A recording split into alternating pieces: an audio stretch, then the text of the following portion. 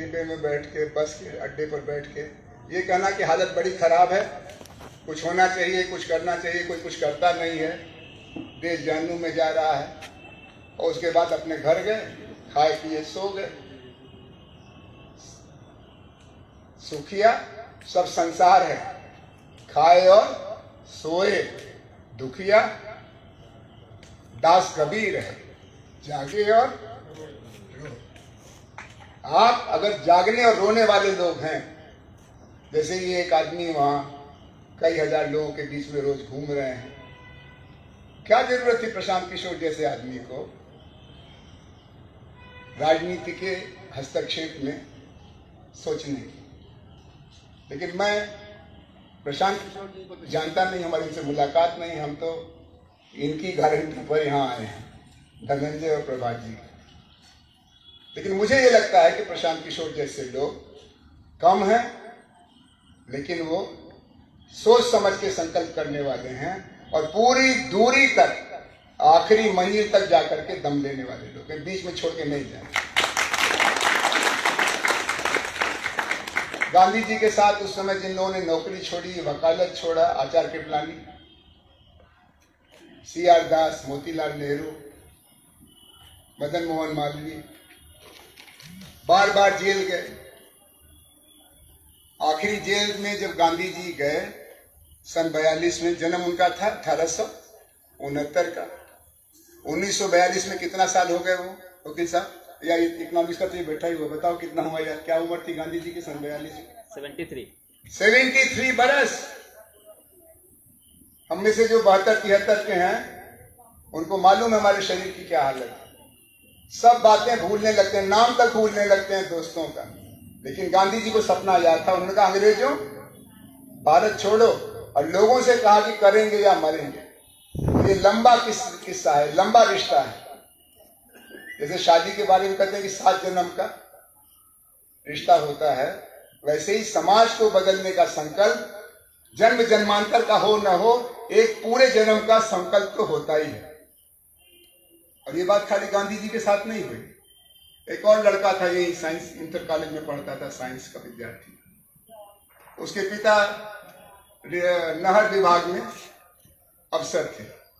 उसने यही पटना कॉलेज में मौलाना आजाद का भाषण सुना, कहा कि ये जवानी बेकार है अगर हम देश की आजादी के लिए कुछ न करें। सन 21 के आंदोलन में पढ़ाई छोड़ दिया। राजेंद्र बाबू ने गुजरात बिहार विद्यापीठ बनाया था, वहां जाके किसी से इंटर किया। अब पढ़ाई आगे का रास्ता नहीं था, क्या पढ़ाई तो करनी है।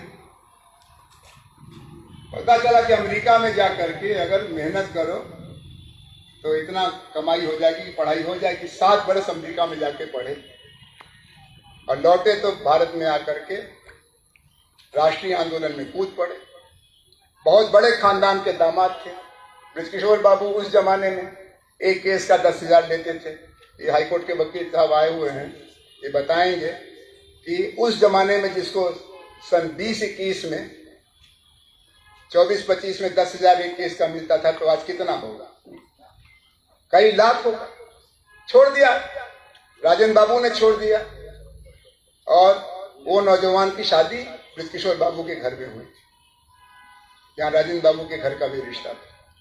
लौटे, राष्ट्रीय आंदोलन में जो कूदे, तो जब तक देश आजाद नहीं हो गया तब तक वो लगे रहे, और उन्होंने अपने इर्द गिर्द इसी पटना में एक मोर्चा भी बना लिया। अब्दुल बारी साहब यहाँ के प्रोफेसर थे, उन्होंने एक बड़ा भारी सम्मेलन किया अंजुमन इस्लामिया हॉल में। देश भर के क्रांतिकारी इकट्ठा हुए, कांग्रेस सोशलिस्ट पार्टी बनाई, और उस जयप्रकाश ने आजादी की लड़ाई के बीच में, उनको जेल में बंद रखा था हजारीबाग में, उन्होंने कहा तुम्हारे जेल की ऐसी तैसी और तुम्हारे जेलर की ऐसी तैसी। रात में 20 फीट ऊंची दीवार छलांग लगा करके बाहर निकल के निकले। 3 बरस अंग्रेजों के नाक में दम किया, और सबको छोड़ दिया अंग्रेजों ने। गांधी जी को छोड़ दिया, नेहरू जी को छोड़ दिया, पटेल को छोड़ दिया, लेकिन सुभाष बोस, जवाहरलाल, जयप्रकाश नारायण और राम मनोहर लोहिया को आगरा के जेल में बंद रखा। तो गांधी जी ने अंग्रेजों से कहा कि तुमसे बात तभी होगी जब तुम जयप्रकाश और लोहिया को छोड़ो। ऐसे जयप्रकाश नारायण, और वो खाली आजादी की लाने तक नहीं सक्रिय रहे, आजादी के बाद 20-25 बरस उन्होंने अपने बड़े भाई जैसे लोगों को, जवाहरलाल दिल्ली में, श्री कृष्ण बाबू पटना में मौका दिया। लेकिन जब नाक में दम हो गया 73-74 में, तो उन्होंने कहा कि भाई ये तो, इसके लिए तो हमारे पुरखों ने कुर्बानी नहीं दी थी, इसको तो बदलना पड़ेगा। इसी पटना मैदान में 5 जून 74 को उन्होंने संपूर्ण क्रांति का आह्वान किया। उनको जेल में बंद कर दिया, कहा ये तो बगावत फैलाना चाहते हैं। तो जयप्रकाश जी ने भी कहा कि सच कहना अगर बगावत है तो समझो हम भी बागी, और व्यवस्था को परिवर्तन करने का उन्होंने अपना संकल्प पूरा किया। तो ऐसे लोगों की विरासत के साथ हम खड़े हैं। इसीलिए जब आज राष्ट्र के सामने चुनौतियों की बात है,